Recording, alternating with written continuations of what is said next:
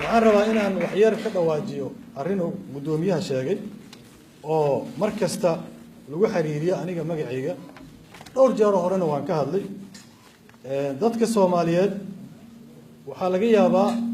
maadaama dawladnimada ay nagu cusub tahay markay nagu cusub tahay 60 sano dawladnimada ma weyna wax weyn maaha waxa la yiraahdo collective responsibility ama mas'uuliyad wadareerka wax xisaabta looguma jirto dawlad markay timaado wax la yiraahdo waxa jira mas'uuliyad wadareed waxaan rabaa marka si kooban inaan u sheego sida arintaas ay u dhacday sideedaba aad waxa uga hadlay iyadoo tafaasiil ah gudoomiyaha waana ku faraxsanahay dawladda maanta jirta inay ka faa'iiday go'aankii aan anaga 2009 gaarinay sababtoo ah laba dawladood markii muran ka dhaxeeyo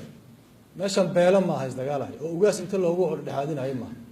laba dawladood markuu muran ka dhaxeeyo saddex wada kaliya u furan inay wax ka dhaxeeyo ku xaliyaan haddii qof mid afraad ii keeno waa wax cusub adduunka aan ka jirin koow labada dawlad inay muranka ayaga dhexdooda isaga filnaadaan oo iska xaliyaan inay daraf saddexaad gaar ahaan institutiono ama hay'ado dawliye ka wada tirsan yihiin inay u bandhigtaan ama dawlad ay ku kalsoon yihiin ay u bandhigtaan mid saddexaad waxa waaye inay international jurisdiction aadaan garsoor ama maxkamad caalamiya inay tagaan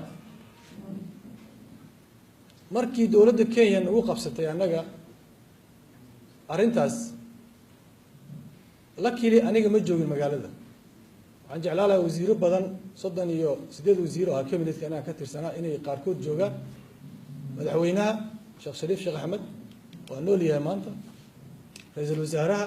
asagaaba ra'iisul wasaaraha Umar Cabdishaaq Ali Sharma Arkaad waa jooga 38 wasiir marka laga reebo afar dhimata Allah u naxariistay golaha wasiirada ayaga fadhiistay oo go'aan ku gaaray oo dood ka yeeshay oo kor iyo hoos uga hadlay inay qaataan optionka koowaad oo ah annaga iyo Kenya muranka noo dhaxeeya inaan ka wada hadalno anigu qayb kama ahayn golaha wasiirada discussionkaas galay doodaas galay safaran u jiray wadan kale Botswana la yiraahdo shiran ka qayb galay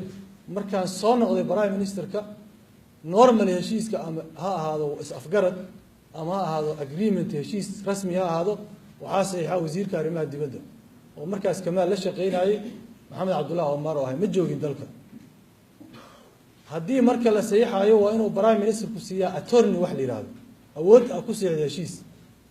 warqad attorney oo cabinet ka soo baxday yaani amnigaas ku saxiixay haddii dawladdeeni maanta hadda joogtaa markay case-ka option saddexaad ay qaadatay saddex option ay sheegay midna wadanka si qancisaan inaad daraf saddexaad u wakiilato oo in dhex galo ama inaad international jurisdiction aado oo maxkamad caalami ah tahay dawladda maanta joogtaa waxay qaadatay option-ka ah inay maxkamad caalami aado dabcan sabab ku kalifay iskama qaadanin maraba inaan tafaasiisheeda ka hadlo ayaga ka hadla doon maxkamad caalami aado maxkamadii caalamiga ahay waxa ugu horeeyo laga fiiriyo waxa waaye idinka iyo dawladdii dariska ahayd muranka ma ka wada hadasheen dawladdeena waxay tiri yes waa ka wada hadal maxaa daliil ah MOU wada saxiixanay intaas oo shirna wada galnaa leeyahay sidaas hadda case-kii lagu furay maxkamadiisa haddaanan MOU-gaas la saxiixi lahayn wada hadalkaas dhici lahayn maxkamadda caalamiga xataa maan dacwadaas ma fiiriseen lama rabo dadka in lagu xad gudbo ama la masabito ama dacaayada waxaan jirin laga sheego anigu waxaan ballan qaadayaa hortiina ka ballan qaadayaa haddii Ilaahay talada dalka uu guuleysiiyo in cid kasta oo Soomaali ah oo wadankan ka gashay wax takrifal awoodeed ama hanti ah in la xisaabtamo anigaan iska bilaabayo diyaaro kalsoonidaasaan qabaa dhiiranaantaasaan qabaa inaan diyaar u ahay inay hay'ad kasta oo dawli ay baarto aniga golihii wasiiradan ka tirsana madaxweynihii ra'iisul wasaarihii waa jooga waa runtiis mudane Kamaal madaxweynaha markii la wasay Sheekh Shariif wuxuu yiri arintaas waa laga gudbay baarlamaanka markuu diiday laakiin anigu waxaan arkay baarlamaanka inuu hay'adda uu shareysay sharciga dalka markaas ka jirtay uma arkayn la go'aankiisa ay u qaateen inuu marna sax ahaa sababtoo ah waxay ahayd guddi in loo saaro guddiga oo baaro waxa fiiri waxay yihiin laakiin si caadifad ah iyo wiilo website wax ku qoro haddana ku qorqora waxay soo tabiyeen go'aan lagu qaato unfortunately Kenya waa dalan darisnahay xuduudaha naga dhexaysa 700 kun oo Soomaaliya qaxootiga jooga malaayiin Soomaaliya hanti u taala billions of investment Soomaaliya yaala waxa xuquuqdeena anaga marna uga tanaasul mayno laakiin haddii anaga tabarteena aan ku qanacno dawladii markaas jirtay inaan wada hadal ka galno oo aan Kenya la hadalno sababtoo ah looyaro lacag ku qabsanana ma haysan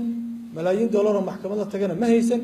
mana aaminsaneen dawladda transition ay awooddaas inay leedahay ay maxkamad caalami keeska ku geyso sababtoo ah maxkamadda hal riski ay leedahay abiil ma laha haddii laga adkaado keeska waa Allah ku aruuray nabiga Allah ku wada sheegay keesku abiil ma laha marka anaga taxadar iyo waxaan ku qaadanay go'aanka waliba aniga go'aanka waxba kama qaadan golaha wasiirada fadhiisto aniga aan joogin madaxweynaha u tageen go'aanka saasaa lagu gaaray waxaan ku saxay waxay ahayd collective responsibility wax la yiraahdo mas'uuliyad wadareed ee dawladda lahayd